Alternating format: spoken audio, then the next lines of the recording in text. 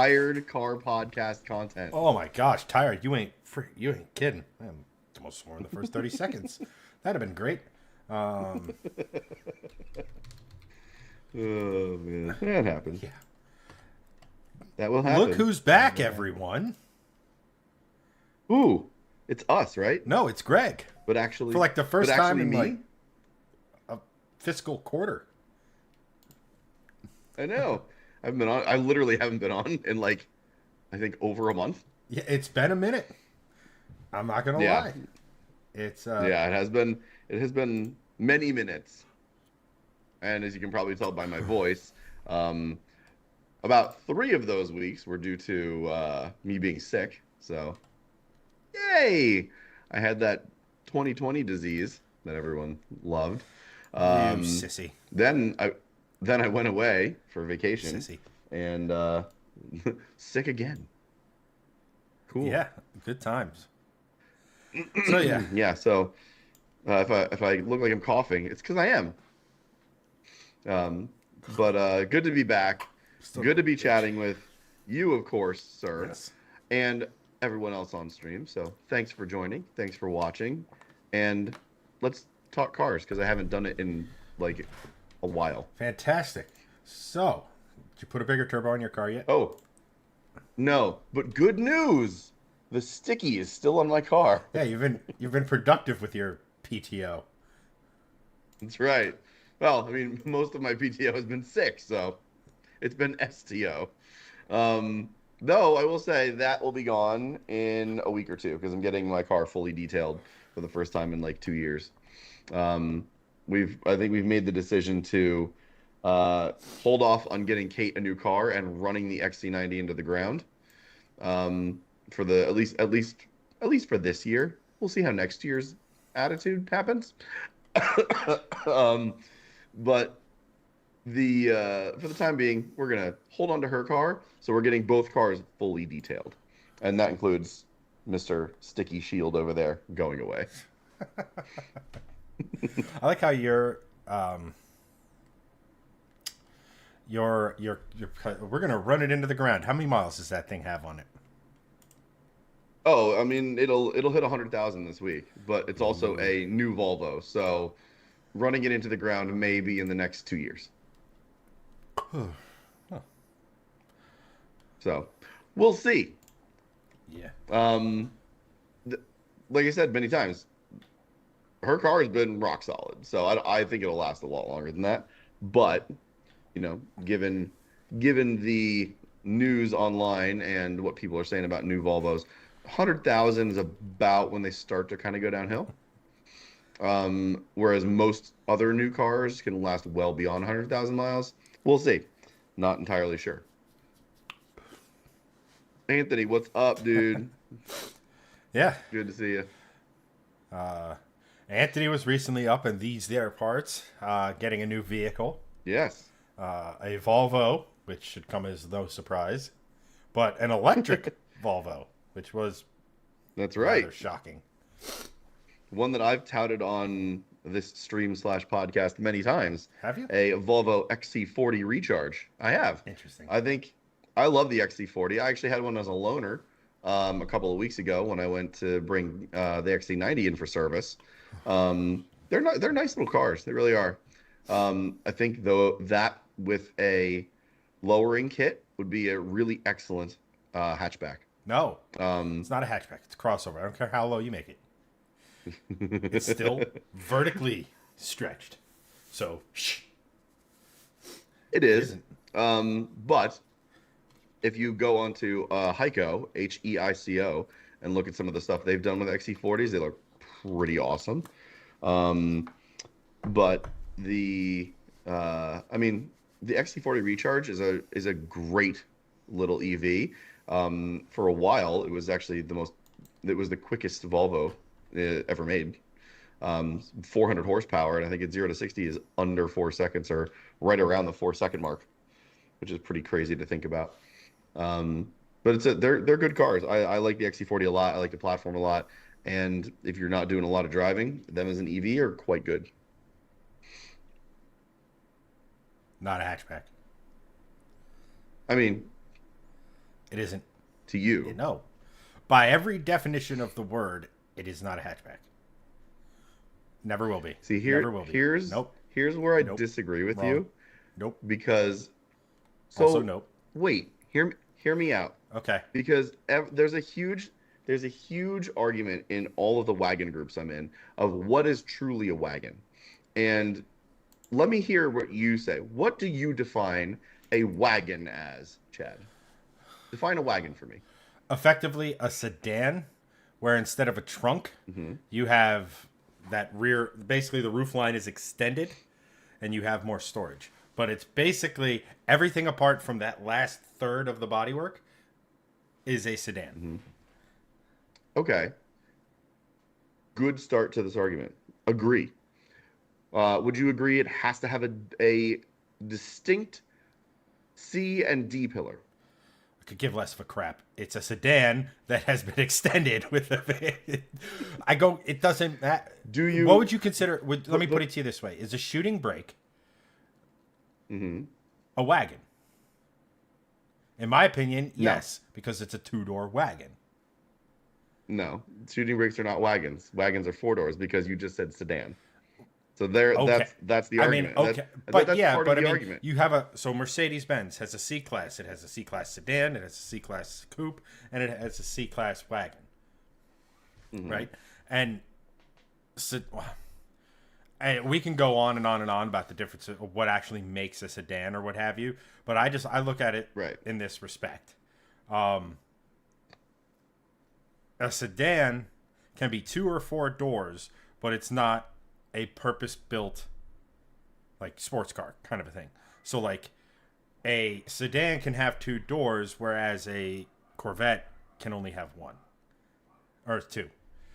The point of it is it's basically it's a platform. What? Look, just because you're high on whatever meds I'm the one with the loopy brain. Stop this. Here's the bottom line. BMW 3 Series, before they differentiated it, right? You could have 2-door, you could have 4-door, you could have a wagon. Same platform. That's the point, is that chassis is multi-purpose, right? That's a sedan. Whereas a Mustang is a Mustang. Well, not for long, but in respect of, let's say, the S550 generation of Mustang. That's all it is. There's no 4-door variant. There's no wagon variant, etc. It's just purpose-built to be that. If you had an M3 2-door with a wagon on the back, a.k.a. a shooting brake, to me that's still a wagon because it has the wagon portion. That last third of the car is whatever you want to call it, boxed, enclosed, or what have you. But I'll even simplify it even further. A wagon is a car. It is not. Sure. And I don't mean a car as in like, oh, what car do you drive? Oh, it's a RAV4. No. I mean literally a car. So the proportions are car, not SUV where everything's kind of extended. A car. Full stop. Okay. So let me tell you where you're wrong. A 2-door with a wagon is a shooting brake. It's not a wagon. It is a wagon. It's not a wagon. It's why it's called a shooting brake. That's why that term exists. A 2-door with a hatch. That is what a shooting brake is. Always has been. Okay, Always so will the be. C30 is a shooting brake. A Focus ZX3 is a shooting brake. That is a hatchback. No, you just said it. It's a 2-door with a hatch. But there's differences. There's differences. Ferrari FF. That is a shooting brake. That's a 2-door wagon Ferrari. That is a shooting brake. It's a wagon. It's not a wagon. Just like a C30 is not a wagon or a shooting brake. It's a hatchback. Yes. Yes. So, here's the deal, though. The whole crux of this argument. Wagons, everyone in these groups say that wagons have to have basically, in the back where you have the wagon part of it, it can't be very raked like this. It has to be more squared off. Right? So this is just it's a wagon. Barely. It's 100% a wagon. It's not just barely a wagon. Just like, I know. You're totally agree. This is a wagon. It may be this big, but it's still, we all know. I agree. Yeah. Talking about the wagon, not other Of things. what you may or may not Um, be dragging. um, so, but the other thing is like on top of that, and this is goes back to the XC40 thing, is the Ford Flex. What is that exactly? Is that a crossover? Is it an SUV? Is it a wagon? Because and this is an honest question actually. What platform is that thing actually on? Do you know? Uh, I think I think it's on. I think it's on the Taurus platform, isn't it? I mean, it might be, but like, here's the thing: I don't know specifically what platform it is on, but and this gets into the minutia of cars, right? The the Taurus, not the original generations of Taurus, but the most recent generation of Taurus was technically a. It started life as a crossover chassis, then became a car. So, and then if it was the Flex, it's like, wait a minute, what the fuck is Yeah. going on?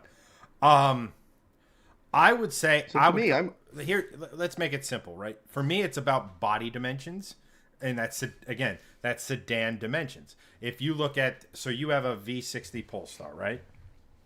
hmm The S, if you put it up against an XC60 of the same generation, you'll notice that it basically looks like someone was in Photoshop and took a picture of your car and then just dragged up on the scaling. So everything is stretched vertically, Yeah, okay, I buy that. right? You're talking about so you're more focused on like body Right. on body dimension, The flex, body if you look at dimensionality the, yeah, and and vertical right. versus like the length of it essentially. And then when it comes to the flex was really is kind of so where the flex sits, and I think the inspiration for the flex was for quote unquote beach wagons. You know, it wasn't quite a That's truck. that's what I see it as. It reminds me of like an old surf wagon. You know, that sort of stuff. So it's like, and it goes the same thing. If you look at like an old like I don't know like, it's sticking in my head the Vista Cruiser from that '70s show, right? Absolutely massive vehicle, but it's compressed as opposed to say a Jeep Wagoneer. Now they could share very similar parts. It's the thing of it is if like it's a weird space, but you know a wagon when you see it. For me, at least, a lot of it has to do with body dimensionality because, like, again, what are we calling a Subaru Outback? Technically, that's Well, lifted and raised, but it's sitting on a legacy body, which is a wagon. So is it a lifted wagon or is it a that's crossover? Now, a lot of people claim it to be like one of the that's first crossovers. yeah. I would also agree with that. The argument in in these groups a lot of the times is older Outbacks are wagons. Newer ones are not because they have crossed over, pun extremely intended, into the crossover realm slash SUV realm, and now they are basically not because what was the original Outback? A lifted wagon, a lifted Legacy, with some off-road capabilities, which are great cars, but the new ones are basically just geared towards being an SUV or crossover and marketed to that same And crowd. then lastly, for me, it comes down to intent, right? Like a crossover is a Sure. vehicle that's supposed to have better ground clearance, give hmm you a that SUV sort of command position in in terms of view. You're higher up, you theoretically can see more, although that's debatable, especially if you watch a lot of soccer moms drive, um, and soccer dads for that matter. But there's Yes, equal intent to it, opportunity, right? terrible drivers there. So, are you trying to make an existing car more utilitarian with the wagon space, or are you just trying to? The thing with crossovers is they're basically trying to take the SUV as we know it. Let's just say the ladder on frame SUV, the SUVs that were supposed to that were basically built to go off road, but then everybody bought them because of day-to-day life, they're like, hey, these are pretty good at doing that sort of stuff. Mm-hmm. You know, a crossover was crossovers were bred from cars, and then they added the SUV body. So again, that stretched body. So you apply that to, say, a hatchback. Stretch the body, crossover. Have it small and sleek. You know, that sort of thing.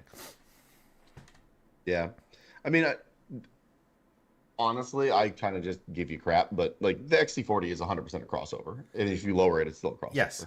However, if you lower it, it has much more hatchback dimensions than a lot of hatchbacks do these days. A lot of hatchbacks are very much in that stretched realm a lot of the time. It depends. That also begs the question. For me, that begs the question: what hatchbacks are on sale right now? Also true. They are killing off a lot of them. So you know, that's a good point. Hatchbacks are going the way of the wagons because of crossovers, which is why you shouldn't call lowered crossovers hatchbacks, because you're validating these manufacturers killing the cars we actually want. So you're part of the problem, Greg, not the solution. Well, no, the whole point I was going to make was we should call everything wagons and hatchbacks and take back the lexicon and make more of them, because I know we've had this debate before. Like, what is an SUV? It's basically, like you said, a body stretched wagon. What is a small crossover? A body stretched hatchback that's been lifted. They are essentially the same vehicle, just bigger in different dimensions. So let's start calling everything wagons. Let's start calling everything hatchbacks, and totally screw with all of the OEMs trying to do stupid, annoying lexicon like crossovers. Be like, oh, that's our new crossover. Like, oh, that's a beautiful wagon you just made there. Or sport activity vehicle. No. Yes. Or yeah, that's a nice salve you have there. Like, what did you just say? Yeah. Don't worry about it. Just keep making those cars. We're gonna take them back. It's all good. At the end of the day, for me, a lot of it is that there's a V60, and then there's a V60 Polestar. That's the that car has sporty aspirations. It can be sporty, like an E65 AMG wagon, or an M3 wagon, or an M3 Touring. Same thing with the M5s and stuff, right? Like, in basic trim, the Touring, like a regular, can have a diesel engine, and it's not very exciting. But with a few changes it will be exciting, right? Just like a regular 3 Series to an M3, or 4, whatever, because BMW, screw you. And then to answer Anthony's question, the XC70 is not a crossover. It's just a lifted wagon. It's a lifted wagon. I mean, I'm surprised Doug doesn't own 17 of them, because they're the closest thing to an AMC Eagle that is currently being made. Well, they don't make the XC70 anymore. Either way. Well, let me put it to you this way. Does Doug have a car that's newer than 5 years old? Ooh, that's a good question. I don't think so. You know. And then Anthony goes, I'll say this. If they give us a V60 EV in a fun color combo like this blue goodness in our XC40, that thing's getting traded in fast. Yeah. EV wagon, big thumbs up over EV crossover / SUV. Big thumbs up. 10 out of 10. Do approve that decision. I will say I've passed by a number of newer V60 Polestars, the SPA platform ones, which are hybrid, and I'll tell you, they are very nice, and they are very cool looking. And there's a couple of them that some people are modifying, not really crazy, but like nice aesthetics, suspension lowered, nice wheels, some like aero bits here and there, and I'm like, that's, maybe I should just buy that, because it's super nice. But it's basically, I can't. Yeah, Anthony basically hit it. They're drop dead gorgeous. There are no fun colors, and they don't sound like anything. The 6-cylinder in this thing will beat out every single time my desire for something newer and better looking. So, but speaking of newer and better looking, me being back on stream, um, no, we're going to talk about uh, something interesting that Chad and I have been ruminating on for the last, I don't know, I'd say couple of weeks, 2 or 3 weeks. It's been a minute. I think you've gotten the bug. It's something we've talked about for a while now, but it's one of those things yes, to where like more seriously in we the last couple came of weeks. pretty dang close to actually. Well, I'll put it to you this way: we went out and when I say we, I mean I went out and looked at a vehicle for Greg with the very real intention that if it was a good in good working order, mostly just a good chassis, we were going to pull the trigger on this project. Yep.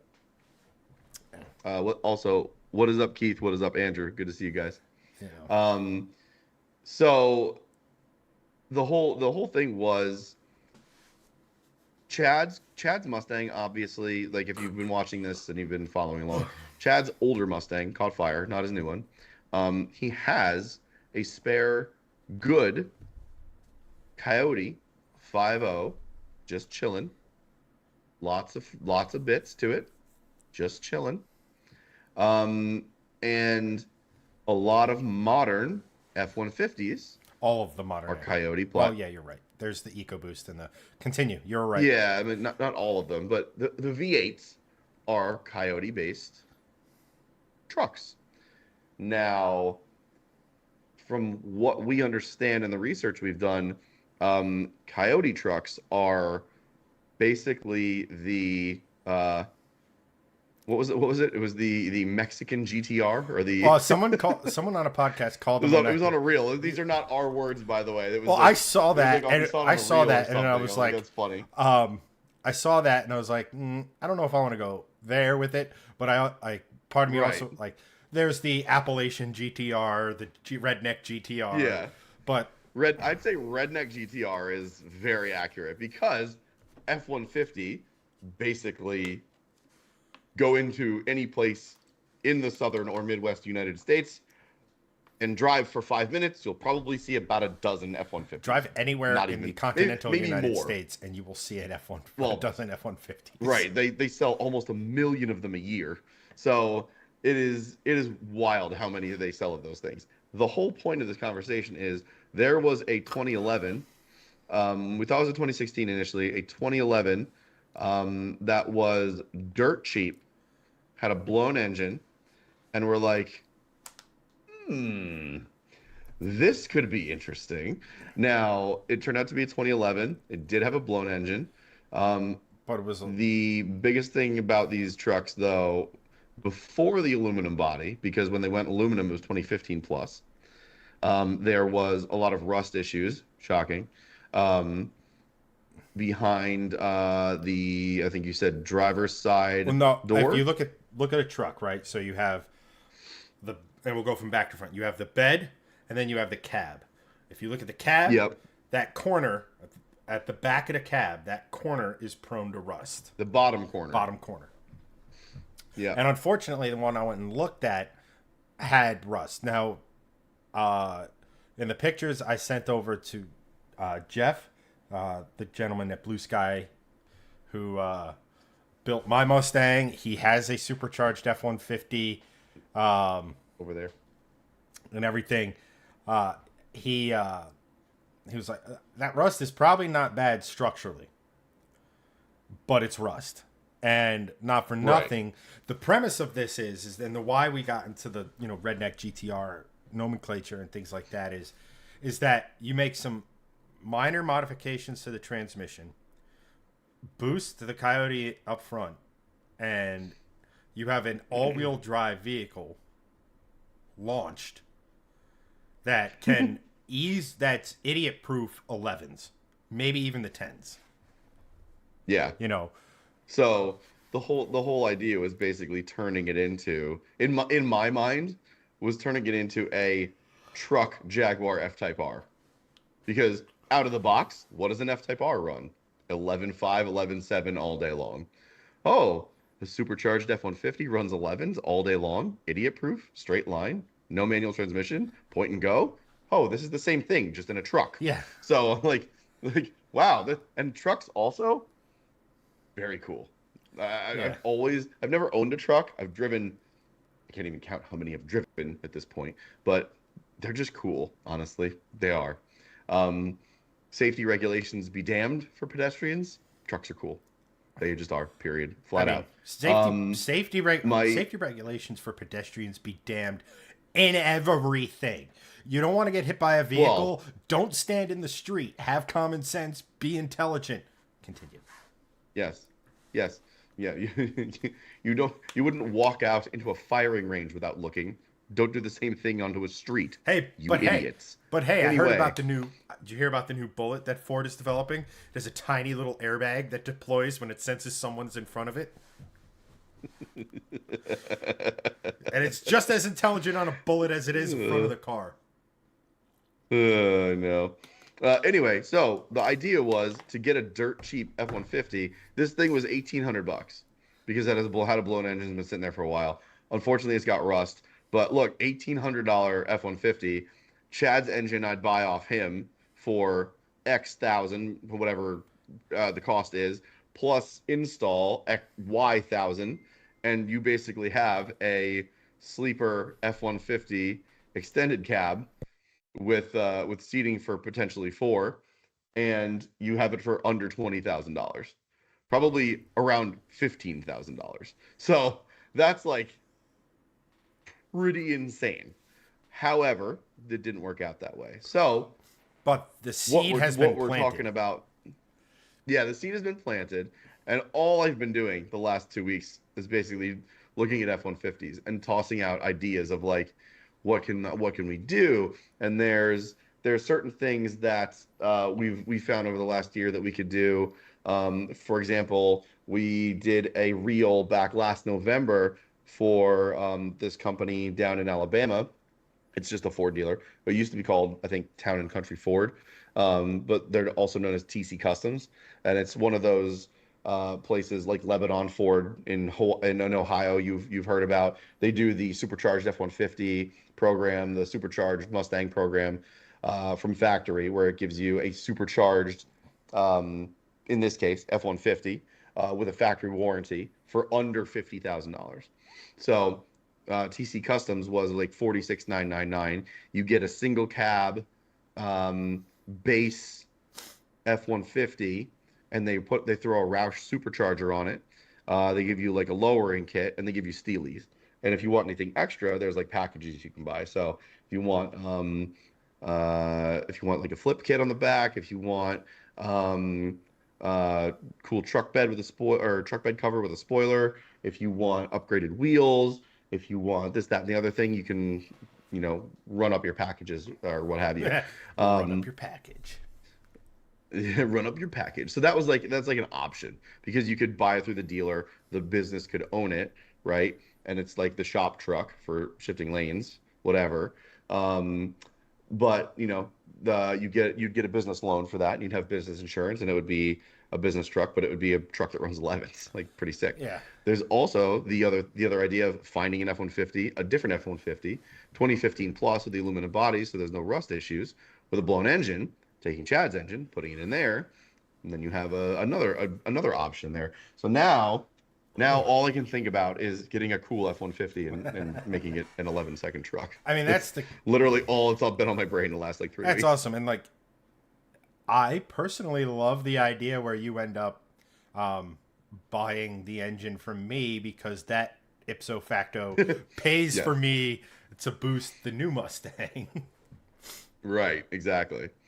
I did find one in Duluth, Minnesota, that is a single owner, 2017, with 230,000 miles on it, which I did the math. It's about 32,000 miles a year.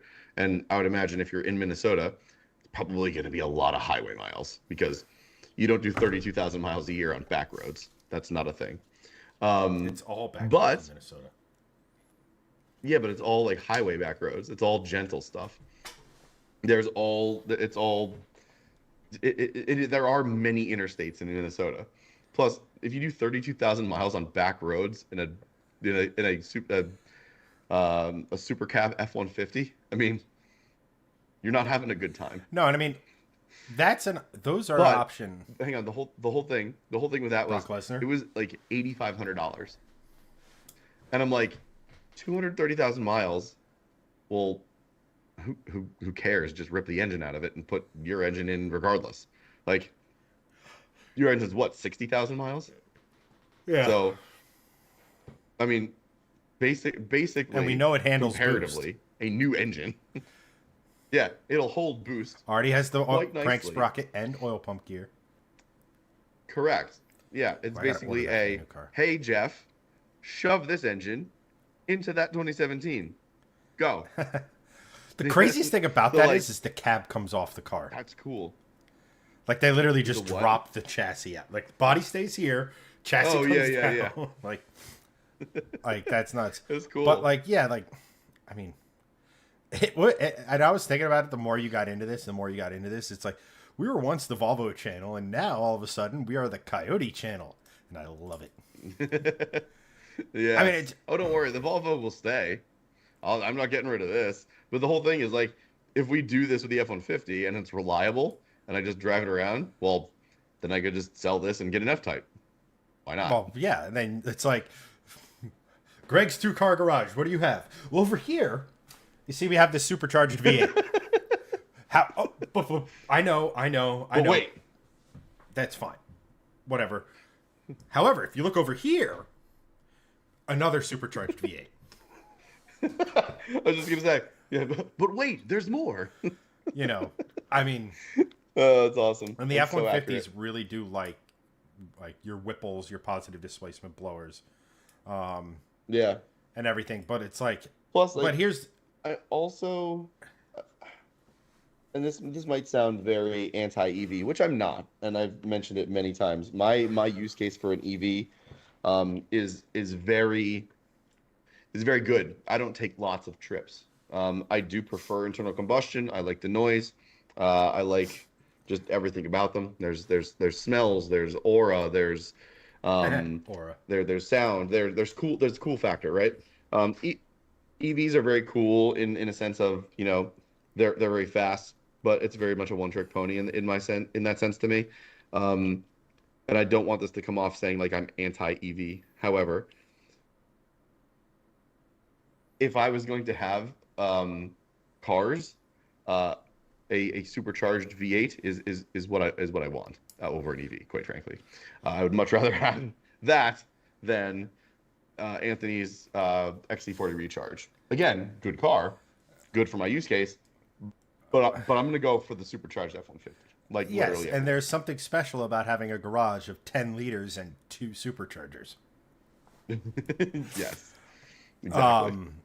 But yeah, like it is really cool. I mean, so I don't mean to be the wet blanket, but I also have had a lot of conversations with Jeff about a lot of things Coyote. Also, fun fact, a Mustang specialist shop just moved in next door to Blue Sky. So I'm going to try to go over and see those guys. Oh, interesting. That's cool. But at any rate, so like, here's the thing. That truck, you're basically going to be replacing the suspension. Not cheap, but you're going to be replacing it. So the miles that it's had is on the suspension. Sure. Not a big concern. The engine, Right. we have a spare. Not a big concern. I wonder Right. if you could actually put a man. Anyway, sidetracked. You probably could. But here's the thing. My engine will bolt right up to the 6R80 that's in there. I think there are 6R80 in those. Yep. It's either a 6R80 or a 10R80. Now that's the thing. 6 or 10 speed. I think 2022 or 2021 they went to the 10 speed. It's 6 from the 15 to whatever year that is. And in all honesty, if you're going to make a performance truck, the 6R80 is the kind of the one you want. Yeah. They're just stronger because, shocking, less moving parts. So that's going to need a Yes. refresh or a rebuild. But if you're going to throw a boost at it, there's modifications you have to make to the trains anyway. So it's one of those things where you're Hmm. doing maintenance but modifying because, well, you're there. Yeah. And then it just comes down to your Right. differentials and axles and how long those survive. But in the grand scheme of things, those aren't great. Well, actually, you might have to upgrade axles just with the power, just like I had to upgrade axles when I added power. But in any stretch, Sure. at the end of the day, like the vehicle's like what, 9 grand? You said, Yeah, like 8,500. yeah. I mean, 8,500 plus 8,500 for a new motor, and that's on the very Hmm. expensive side of actually. I was thinking like seven. Hold on, I need to math. So basically, $2,200 to $2,400. You'll have a fresh motor in there, and believe it or not, the swaps for these things are pretty easy. It's either you change the pin out, so instead of firing spark plug 4 when piston 4 is at top dead center in the Mustang, it's firing piston whatever on the other side because the F-150s have a different firing order. Or you just swap the cams over. And it's all variable valve Hmm. control anyway, so you're not really hurting too much from a horsepower perspective. Hmm. So, I mean, but you see it all over the place. I mean, you look at Cletus, he's had two, and he's gotten those into the Hmm. tens pretty easily. And I mean, just having that kind of truck and being like say hypothetically, a Corvette pulls up alongside of you and you're in your truck and you're like, bye. Like, it's just, Yeah. it, in a lot of ways, I never pegged you for a truck person, like at all. But I mean, I'm honestly not, but a 10-second truck, I'm very much a truck person. Or an 11-second truck. Whatever. right, but on the flip side, you are very much a driving something. I don't want to say you're a fan of sleepers per se, but you're a fan of driving something that's unassuming but also quick, bordering on fast. Yeah, I agree with that. I would say I'm a V8 fan, um, greater than Star. V8 overall. To me, like I would love a V10 in my life. I would love a V12 in my life. The V8s, in my opinion, are the best engines ever made. They always will be. Although the They most sound versatile engine ever amazing. made. They're right, exactly. They're the most versatile. They always sound good. Name me a V8 that doesn't sound good. Like there's there's maybe one or two over the course of the entirety of the automobile, and I can't even name them off the top of my head. Um, but I mean, again, V10, V12, name me two that don't sound good. I mean, some of the older V12s, you can also have very quiet V12s. Look at what's in the Toyota Century. So, I mean, you can make them louder, but I mean, my Audi made point a being, V12 diesel. V8s are right. I mean, there's so much that gasoline powered V8s can do for an enthusiast, especially with what the Coyote is, honestly. Like I'm I'm very pro LS, but I'm also very pro Coyote because the Coyote is the new LS in a sense because it is it is very swappable. It's becoming one of the go-to swaps for a lot of people. It is it is engineered very well. They are big. The LS is smaller, but you can still figure out a way to shove a Coyote into pretty much anything with enough gumption and money. Um, uh, but they're also insanely reliable. Like that to Well, that's me where is one of the biggest selling points because the whole reason I wanted an F-Type R was because I know that a lot of people are like, "Oh, Jaguar is going to be super unreliable."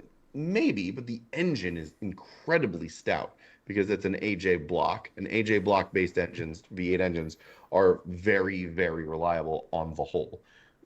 Coyote trumps that engine to the nth degree because most Coyotes are just insanely reliable V8 engines.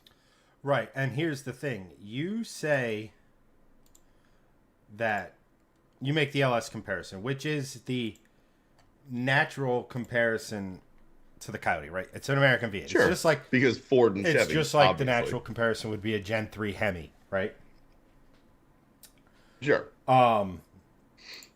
When I personally, if you look at it from a standpoint of what it is, what it can do, and what they're doing with it, I would lend an argument that the Coyote is more like a 2J than it is like any other American V8. Yeah, I would agree with Because, that. I think it's over-engineered in that same way. you know, and that's, I mean, 2Js are incredibly reliable if you don't boost them to Valhalla, you know, and same thing, the Mustangs, I mean, let me put it to you this way. We stopped on my Mustang at 705 or 700, what was it? I think 725 with boostane in the tank and an extra pound of boost. We stopped there not because the engine couldn't handle it. It's because the fuel couldn't handle it. Right. You know, so like a Gen 2 block is good up to 900 horsepower before you start having to do sleeves. I mean, really, the weak point when you start getting up that high are the pistons. Replace the pistons, and you're over 1,000. It's just it's it's insane because of what, like, you look at what fast forward race engines are doing with Coyotes now. They did a lot of development work over the last 5, 6, 7 years with Brett LaSalla. But they are using a factory cast block and making 3,000 to 3,400 horsepower with factory heads. What engine, modern or old, can do that? Right? Almost none. And it's to go back to your point of what kind of car person I am, and you're spot on. Like, it's one of those things where it is unassuming in a way. To me, a lowered, nice wheels, supercharged F-150 is also a very unique thing, because most, I'd say 90% plus, maybe even 95% plus of F-150 owners that are truck enthusiasts are going to go big lift kit, big tires, big wheels.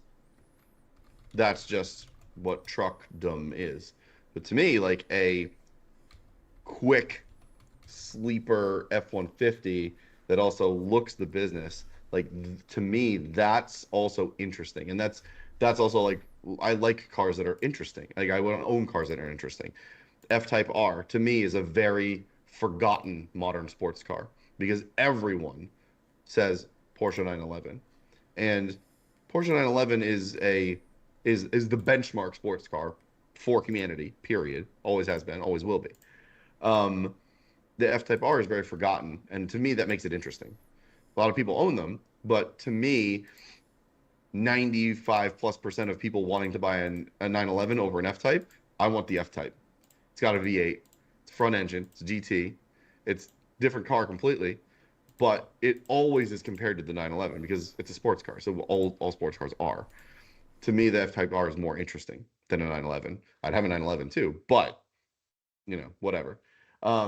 Lotus Elise, Lotus Evora, Lotus Emira, Lotus as a whole, very interesting car company. Again, same thing. Sports cars that get compared to 911s, but aren't necessarily more reliable. They're insanely good drivers' cars. They, focus on driver dynamics as opposed to whatever Porsche does, which is insane reliability and sports car coolness. And just, I always think about the video of the guy that did 50 to 100 launches in the 991 turbo. That was like a 0 to 60 time in like 2.7 seconds, and they did 50 to 100 of them literally in a row. Just launched, Went to 60, back down. Launched, went to 60, back down, and it didn't break. Like that's what Porsche is. Lotus is a more interesting car to me. So like I gravitate towards more. It's why I drive Volvos. Volvos are more interesting to me than like your F80 M3. If I'm comparing this to an F80 M3, I'm driving this every single day of the week. It's more interesting to me. It sounds better. And you own than one, an and F80 you M3. don't own an F80. Well, I think But that's why. real quick, Because I think this is cool. I Sorry, don't go mean to ahead. interrupt you. You're on a roll. Yeah. I love the roll you're on. I'm going to step aside for a brief Yes. moment. Continue rolling. Talk to the chat that Yes. you have abandoned for 46 days. Yes, I've abandoned everyone. We So were sorry. we were You getting go. we were getting real close to having Keith just replace you. Not a bad replacement, I will Nope. say. Much more handsome. Um, oh, nice. I was just gonna say, is that the going away screen? Sub to Wheels and Whiskey. So yeah, the to finish the role that I'm on, like Volvo's just an interesting car company. You know, old V70Rs that I owned, 5 cylinders. They sound incredible. They still have the quirkiness to them, even if they are more modernized. You go into any modern Volvo engine bay, and the engine cover is foam. You push into it, it's a foam engine cover. It's not plastic. Like it's just weird. Why would you do that? It's for like for fire suppression and things like that. So there there are certain things about certain cars that I want. To me, a Coyote F-150 that can run 10s or 11s that can outrun sports cars in a straight line, the business, and can haul the family. Like to me, that's cool. Like I'll buy that any day of the week. Um, so yeah, to me, like I think that that's really interesting, and I would love to have that. I think it's for Anthony goes, it's for pedestrian strike injury reduction. Yeah, 100%. So going back to chat and trying to go back in here and look at what you guys are saying. Keith is back. He's getting a 5.3 LS this weekend for his Vega. Ooh, that's nice. Do please expand on that in chat. I want to hear more about that. And buying a truck this Friday. What truck? Please. Hit up page 10,000 times. Dale, yeah. Let's see. Nah, he's way sexier than me. No, no, no, no, no, no, no, no, no, no, no. I'm dad sexy. I got the LL Bean hat going. Just went to Maine on vacation. It was wonderful. Ate my body weight in lobster. It was fantastic. Um, yeah, so like it's a weird kind of thing to talk about because over this whole time of Chad and I talking about um what would be my next car, it was always a sports car in the sense of like, oh, is it going to be an F-Type R? Is it going to be a C6 Z06 Corvette? Is it going to be another E9X platform M3 with a V8? Because you can supercharge those, and they're very cool supercharged. I used to own one supercharged. Awesome. 2-door or 4-door, still can fit the kids in the back. So good option. You can also get a interestingly enough, there's a new one sort of on the list, the Audi RS5 with those supercharged V8. You can supercharge those, and those are basically like a German Hellcat Challenger, which is cool. So there are cool things out there, honestly. But an F-150 lowered with a supercharger on it is it's a pretty cool proposition to have. So so we'll see what happens, and we'll see how it works out.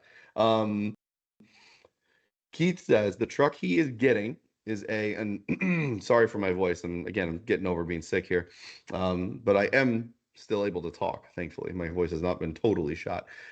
Keith goes 2017 Nissan Titan with the 5.6. They've been making that motor for the last 20 plus years. That is an excellent truck. And we actually reviewed that truck.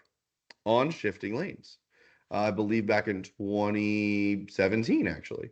So if you type into the old good old YouTubes, shifting lanes, Nissan Titan, that review will come up. It was Hanson's press car, and I got to see it live and in person here in New Jersey, and it's a nice truck. It's a really nice truck, honestly. So that is an excellent truck. Good choice. Good engine. I can't say anything bad about it. Drove it very good, honestly. I'd say good choice. I will ask, why did you choose that truck? What was your budget, and why did you choose that truck over others in that same budget range? That's my biggest question. Um, Anthony, one of the few things Nissan isn't fucking up. Accurate, accurate. Nissan as a whole is not doing well. Um, but that the modern Titans with those V8s in them, the 5.6, they are about as stout as they come, and they are supremely underrated. Everyone always goes for F-150s or Silverados or Rams, and look, rightfully so. They're good trucks. Tundras too, good trucks. But man, the Titans are slept on. They're cool. There's good aftermarket. There's tons of stuff you could do to them, and they're cheap too. They're not expensive because most people want the other trucks, right? Most people want the other stuff. So one of the last ones they think of is the Titan. So you can get them for a song, which is great. And they sound cool, they look cool. Um, I think in one of Keith's videos, you can get one that he outlined some of the cool trucks you can get for under 10 grand. One of the older Titans was one of them, but they look really good lifted. All of them do, with like big badass tires and a good lift kit. Like they look sick. They really do. Um, Keith goes, you're getting a lot of truck for little of the price. It's definitely slept on so bad. Those motors are solid and reliable, decent interior, but for 22K, I'm getting a gorgeous truck with plenty of towing capacity and power, not powder. Yeah, you're right. 100%. For 22K, a 2017 plus V8 truck that's reliable, looks good, and has a good aftermarket, I don't see anything wrong with any of that, quite honestly. It has a VK56. Now, here's the thing about the VK56 is that it is actually a very, very good engine, and an engine that Nissan has put in a lot. Everything. Here's a fun fact. The V8 Nissan race engines,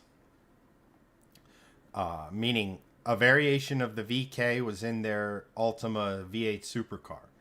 They've there's a lot of like that's the engine like the Aussies and the New Zealanders use for like their short track stuff. These engines, if you change out, do some head work on them, springs, retainers, that sort of stuff, a little bit of a port, can make crazy power. They are really good engines. What you call it? The Skid Factory actually put one in a Haku, like one of the early generation Skylines, and Really? it made That's like cool. 500 or 600 horsepower NA with ITBs and like all this other fun stuff. Oh my I God. ITBs on that? Yeah, Is there a video? Because I want to watch that and hear what that sounds like it's immediately. almost like I posted a link to the dyno session in chat. Oh, really? Yes. Oh, hey, look at that. I just saw it. Hang on. I'm going back to the Facebooks. But yeah, those are, and like the LMP3 cars that had the Nissan V8 in them. It's a VK variant. They put them in like you don't think of it because it never was in like a sports car. It was always in sedans, like big Infinities or the trucks.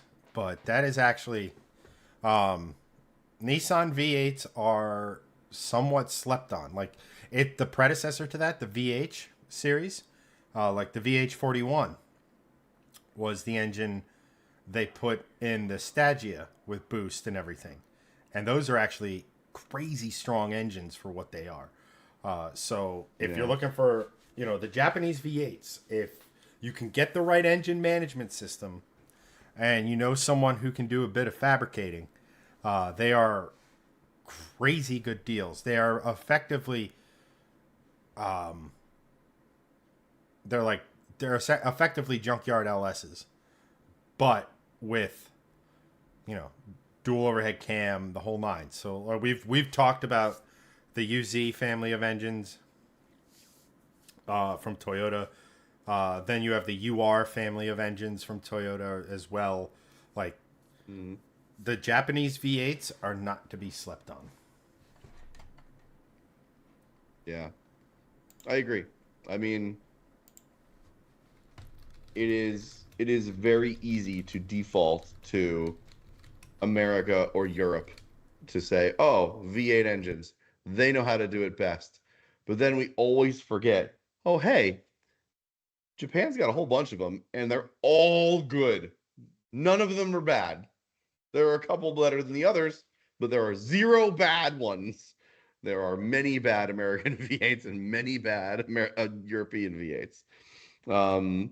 So, yeah. It is one of those things where it's so funny to just say, I want a Japanese V8, and people go, why? And then you're like, because of literally every reason to own a V8: reliability, sound, versatility. Like, all of them are good. Put them in anything and they'll just rip. Yeah, and like I said, they do require a little. So it's what makes the LS is like so alluring is the aftermarket support. Right. And there are aftermarket supports. There is aftermarket support for these engines, but it's not like you can go and find a turbo kit for right. pretty easily. So or the supercharger stuff, you probably have to go to Harrop because the Australians are the ones playing with these engines. Yeah, true.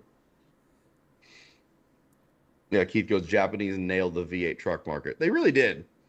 I mean, anything out of a Tundra or a Titan, I don't think any of them are bad. They're really not a bad one. Chad, name me a bad Japanese V8. Like a truly bad one. I'm sure there is. Everybody's made Pacific Market V8. I mean, of the modern era, so if we're going, post carburation, I can't really think of one because Nissan. I mean, I'm sure. Let me put it this way, right? Like, if you're looking at the UZ family of engines, the 3UZ can't really handle a ton of power because of how thin the cylinder walls and stuff are. Sure, but is that a bad V8?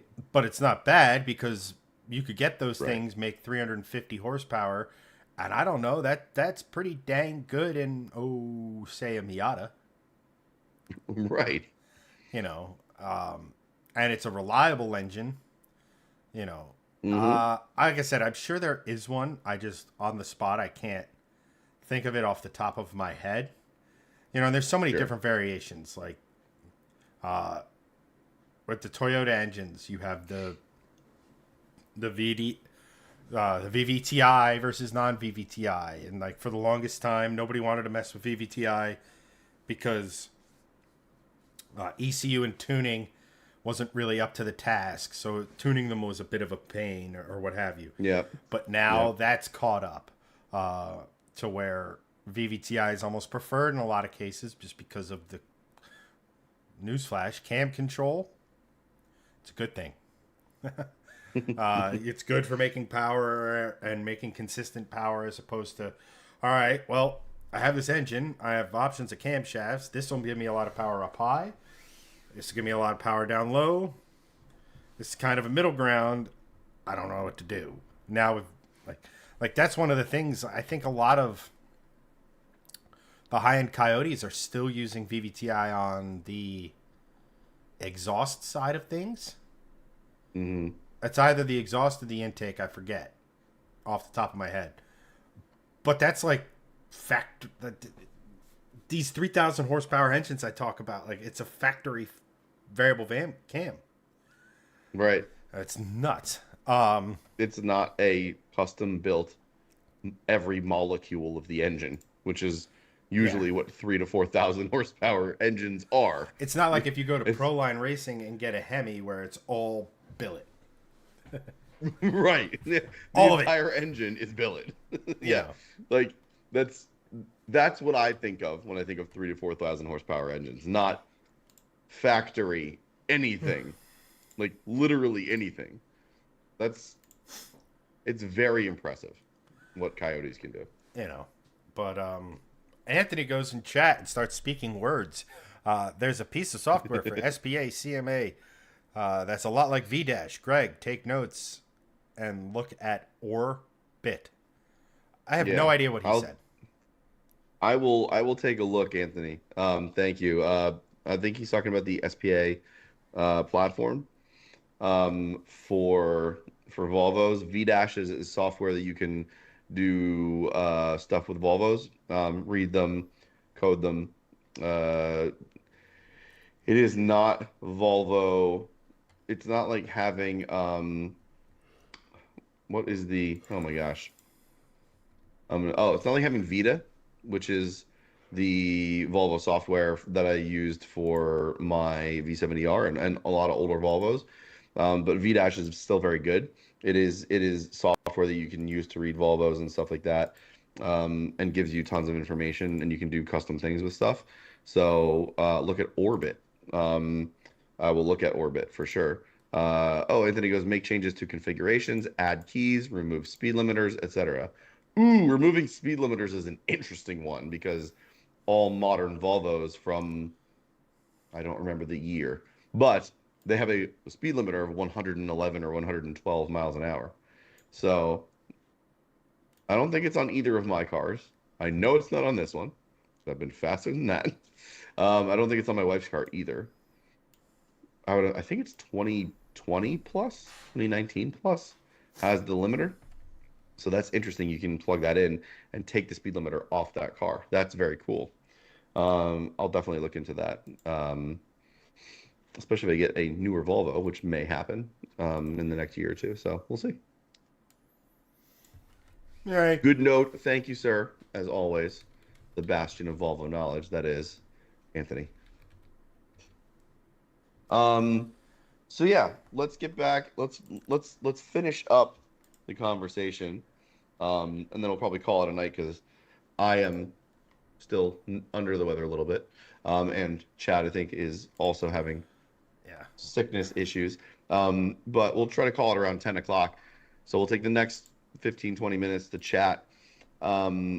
So my question to you, chat and Chad, because I need to pronounce those because I'm nasally. Supercharged or non-supercharged, with supercharged coming later. V8 F-150 as opposed to sports car. Thoughts, questions, concerns, prayers, whatever have you. I'm interested to hear what you all think about that potential avenue. And yes, Andrew, we are down with the sickness. Ooh, ah, ah, ah, ah. I can't even go there. My nose is starting to fucking just. Oh man. So, I guess I've kind of given my thoughts, kind of a bit here, specifically over a sports car. I mean, we all know that, like, and Anthony kind of hit it on the head there. Like, supercharged V8 F-150 is a sick idea. Hell yeah, it is. Supercharged V8 anything is a sick idea, but comparatively to a sports car, specifically to that, what do you think? So my mindset is this, knowing you as as I as I do.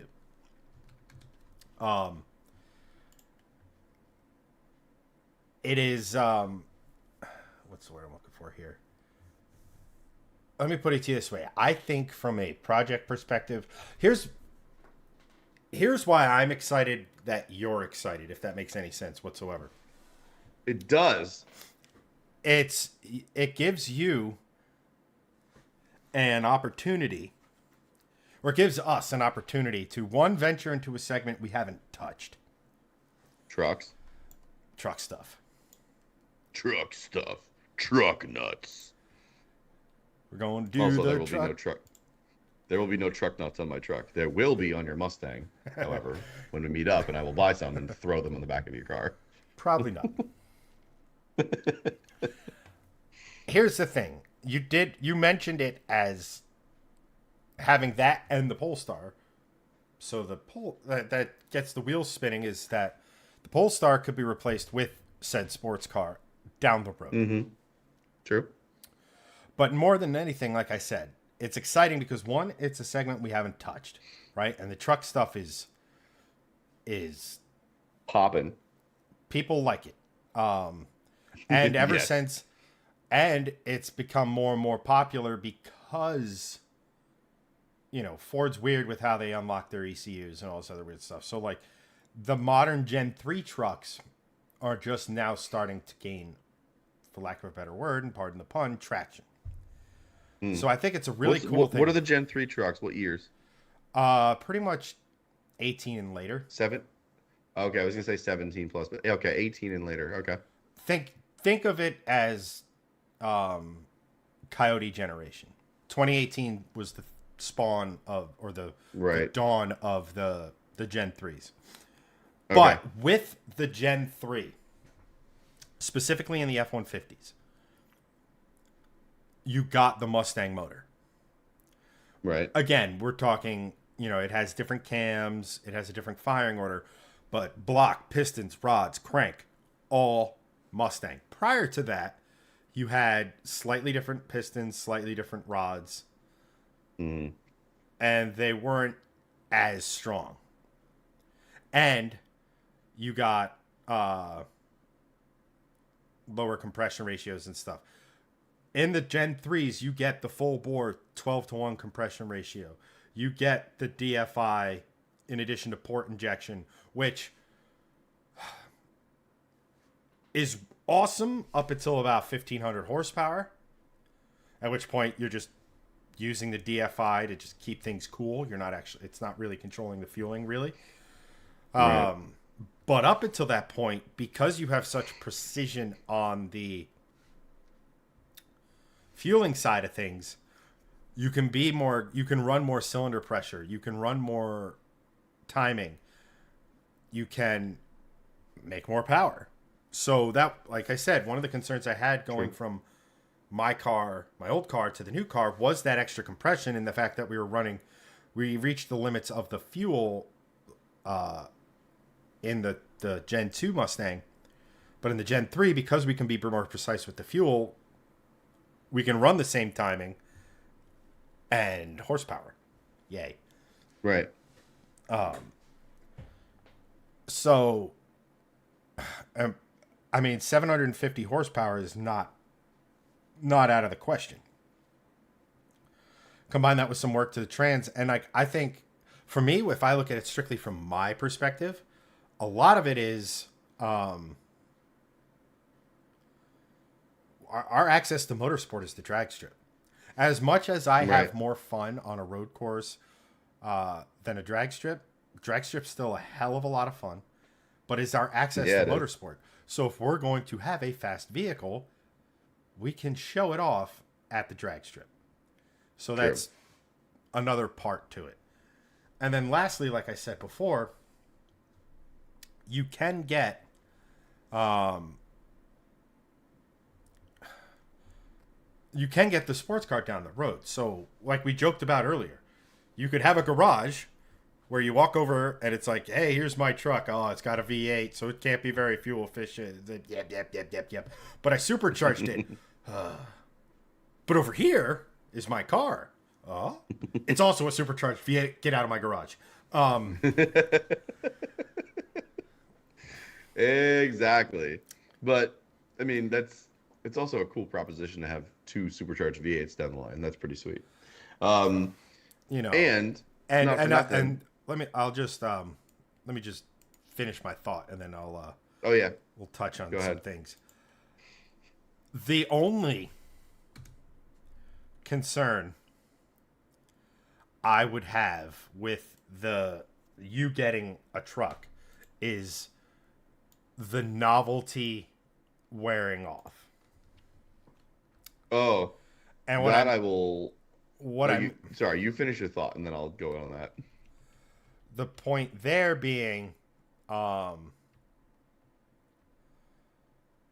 um With the novelty wearing off. the point there being it's like that this is a commitment of sorts to, power, yada yada yada, and getting stuck at a point where it's like, I really want that over there, and being able to punt. And because we've found ourselves in these situations before with vehicles that it's like, I feel like Hanson with the S60R. He liked that car, but there was almost I don't want to say a forced obligation, um, to make content with the car. Not that, and I'll say this right off the bat, not that um, not that we're looking at content, because we've kind of crossed that bridge and made that thought process and stuff. Mm-hmm. To where we're not going to buy cars strictly for content anymore. We're going to make Right. content with them, but they're not things that are going to drive our content Yeah. because of the drain. That, number one, project cars, I don't know if anyone knows this, but I'll let you in on a dirty little secret: make no money. Unless you're huge, that's the difference. If you're Right. small and doing it, they don't make any money. Unless you're getting a sponsor to give you $6,000 an episode or $10,000 an episode, Right. and that basically pays for the parts, right? Mm-hmm. So like I said, I like the idea of you having something that's fast, something that we can build for the track we have access to. My only concern would be is that it's almost a never meet your heroes kind of a thing, and that you're going to get Mm-hmm. it and it's be like, this is awesome, but like the butt starts to creep in. Giggity. Yeah. Um, I get it, and I totally know where you're going. But here's the thing. There's there's 3 points here that I'd like to make that I don't think it would ever get to that realm. Any one of the 3 points would negate that from ever happening. Um, First is my undying love of V8s. And it doesn't matter what V8 it is. I like V8s, period. They're just cool. They're just cool engines. I think they're the best engines that humans have ever conceived. Just having a V8 that has burbeliness coming out the back upon cold start and going down the street, like, that's just cool. Like, I don't think I would ever get tired of that. Two, I have two young boys. Having a truck is basically just having another big toy for them. They would love it until it literally exploded. That to me brings so much joy to my heart. Like, they like this car, it's cool. Daddy's fast car. I was like, hey, I asked both of them individually, both together and individually. Individually first, and then also together, because they always give different answers. Like, if you know young kids, they always give different answers alone and when they're with a sibling. It's always different. But both of them gave the same answer apart from each other and together. No, Dad, I don't want you to sell your car. We like your car. It's Daddy's fast car. Cool. What if I got another fast car? No, we like this one. Fine. Love that. If I got a big V8 truck, they would be like, you're not allowed to sell that. That's a big Tonka truck. The fuck are you thinking? No. And to me, that's reason enough to keep it forever. And 3, I'm a homeowner. And I thought that was going a different the direction. XC90 is a great versatile vehicle. I throw lots of mulch in that every year. I do lots of dirt in that every year. Cool. If I had an F-150 pickup truck, I would do a lot more shit around here, quite frankly, because I have. Is that you telling us what you need it for? Or is that to sell to the wife?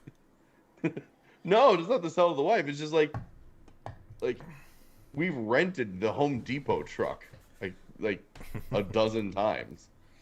Like since we've been here. We've been here in this house for 7 years now, and we've rented it a dozen times. We use the XC90 for hauling stuff. We use the V60 for hauling stuff. Like, it's a big American V8 pickup truck.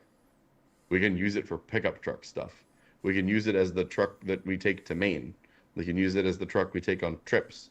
We can use it as the big vehicle that goes everywhere. Like, to me, that's, again, also, any one of those 3 is reason enough to just keep it and have fun with it. And also, 4th reason, it's a big V8, potentially supercharged, American pickup truck that can run 11s or 10s at a drag strip. Again, why would that get boring exactly? Well, it's not that it would get boring. It's that no. The reason you want a sports car is like, you know, we know that road that we test on, right? Like we know the shifting lanes road, right?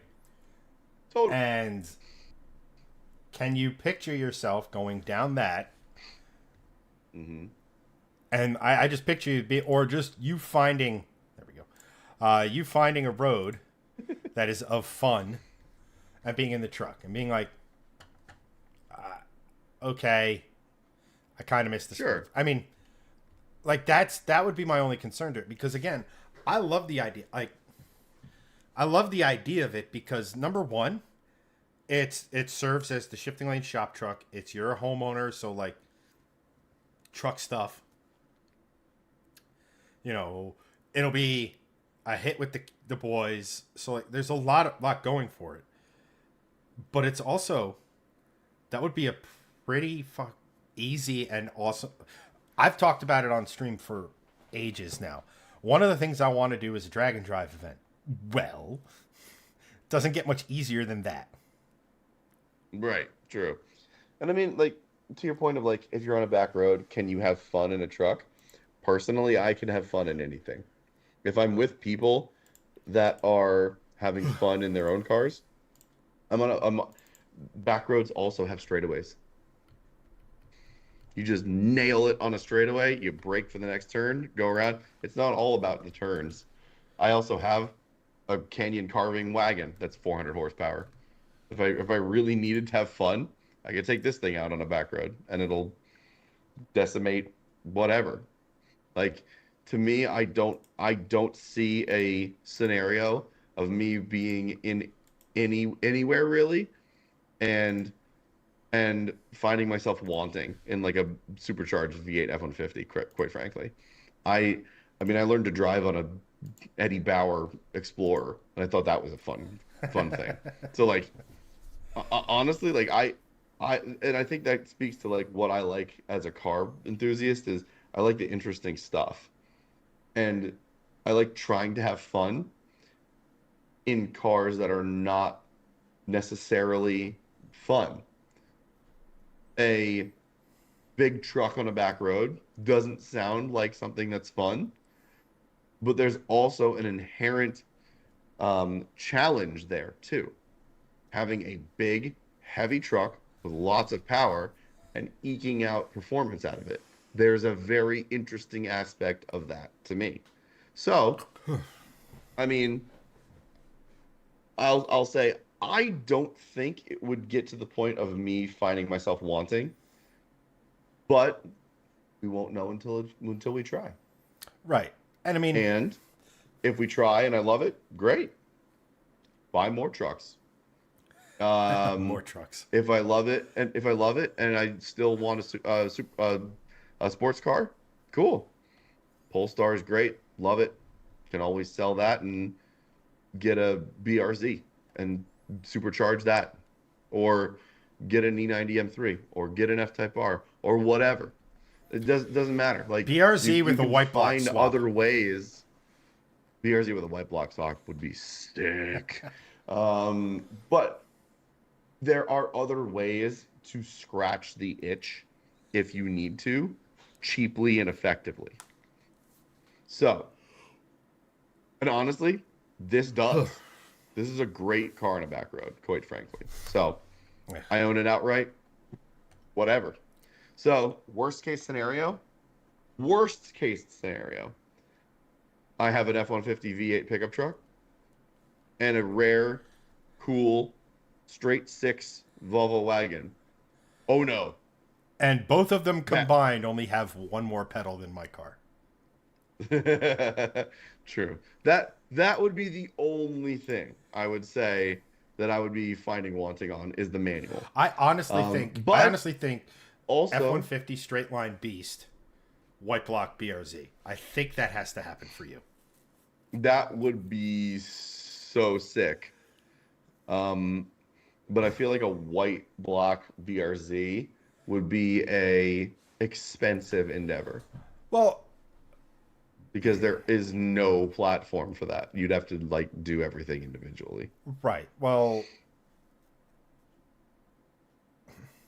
so we know a CD009 will fit in a BRZ. They make kits for it. You get an adapter True, plate, yes. bang, done. I don't know where the accessories live in relationship to which direction the turbo points on the stock manifolds on one of those. Yeah, I'm not If sure. I'm looking, But it if also you're looking depends at it on from, what white block you're talking about. let's just say hypothetically speaking, we're talking about my familiarity with this. So obviously, the reason you want to put that in there is because of the noise. Mm-hmm. And the experience I have is with your V70R, right? Right. So, if let's just say you turn that, have it point forward, make sure there's no weird oiling things that happen because transverse versus longitudinal. But let's just say hypothetically you spin it, and on the right hand side here is the turbo, and it's facing forward. It's not a lot of fab. You don't have to fab a manifold or any of that sort of stuff. Becomes and now you just got to figure out how to mount it. Well, while not difficult, it's obviously not easy. But again, Sure. if you have that transmission, the transmission lives there. You have your adapter plate. Well, guess where you're slapping the mounts? The engine's gonna tell you. You know. Right. Right. And you could pick up. And you could pick up a used BRZ for like $6,000. You could pick up a True. you could True. pick up a white block, do everything you did to yours. That's 400, 450 horsepower easy. Mm-hmm. You know, now In a BRZ. in a BRZ, Which is 2,700 pounds dripping doesn't wet. matter. But imagine the noise in that Oh well, the noise. in Sure. a lightweight We're just talking about like the lightness in a of it. lightweight sports car. You know, that's gonna. I mean, but that would get my vote. Yeah. Or, White block MR2. well, that's going to require a hell of a lot more engineering I know. I thought that's what you were going to say next. because you have to figure out if the white block will bolt to the transmission without like a half a cylinder hanging out the side of the body. You know, Yeah. Good point. you know, You were gonna say or VR6 swap a BRZ. Andrew, I know I piqued Andrew's interest with that. And you have, and again, it's for the sound. You either have the V10 in mono with the white block, or you have the pissed off Wookiee in the end. But the one thing with the VR6 is they're weird. Is it's like the engine it's like the engine behind you. All the accessories are on the back of the engine. Right. So that's a little weird. But Yeah. you'd have to figure it out. But the point of it is that you have options. Doable. And not for nothing, that truck, again, you'd want to supercharge it. You'd want a flip kit on it. You'd want good suspension. You basically want to replace all of the suspension, at least the bushings for like stuff like A-arms and stuff that you're not replacing. Transmission out, completely refreshed, rebuilt if necessary. Again, just because, well, little secret, Jeff's F-150 with the Whipple on it had a tendency to chew up first gear in the 10R80. Right. So he deleted it. Well, digitally deleted it, so it still exists, but yes. Yeah. Not spit it out the back of the exhaust. Yeah. Deleted it. Like, deleted it digitally. Yeah. So it basically just starts in second gear now. But see you, Keith. And I think I'll close with this because starting to. Yeah, my voice is shot, and I know your headache's getting worse. Breathing's becoming a thing with the nose. Yeah.